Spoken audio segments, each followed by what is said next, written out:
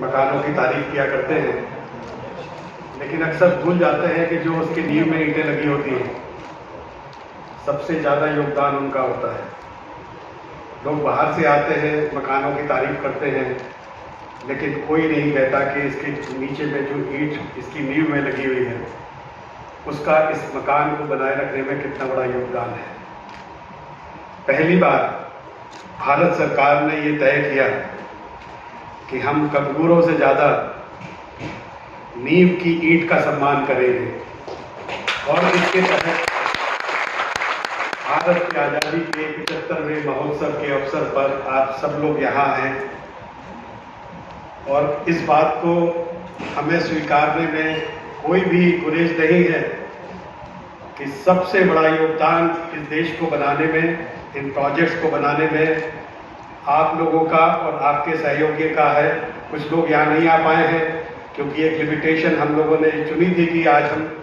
आज़ादी के 75 महोत्सव में केवल 75 लोगों को ही सम्मानित करेंगे, लेकिन मुझे विश्वास है कि जो परियोजना निदेशक के स्तर से भी लोग सम्मानित करे गए हैं, उन लोगों का भी कंट्रीब्यूशन उतना ही महत्वपूर्ण है जितना यहाँ पे आए हुए लोगों का कंट्रीब्यूशन महत्वपूर्ण है। तो मैं चाहता हूँ कि आप एक बार सब अपने लिए तालियां बजा के इस बात को पता होना चाहिए कि आपका कंट्रीब्यूशन कितना योगदान है। आप ही का सहयोग था कि हम लोगों ने पिछले 3 साल से 2 साल से कोविड होने के बाद भी बहुत बड़े बड़े कीर्तिमान यहाँ पे नागपुर में स्थापित किए।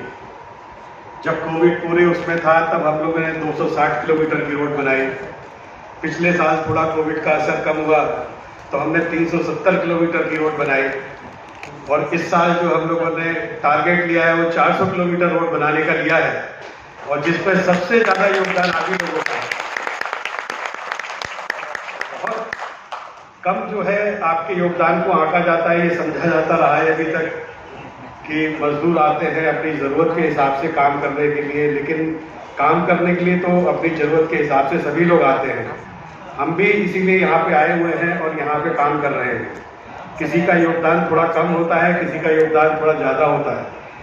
लेकिन किसी भी स्तर पे छोटे से छोटा योगदान उतना ही महत्वपूर्ण होता है जितना बड़े से बड़ा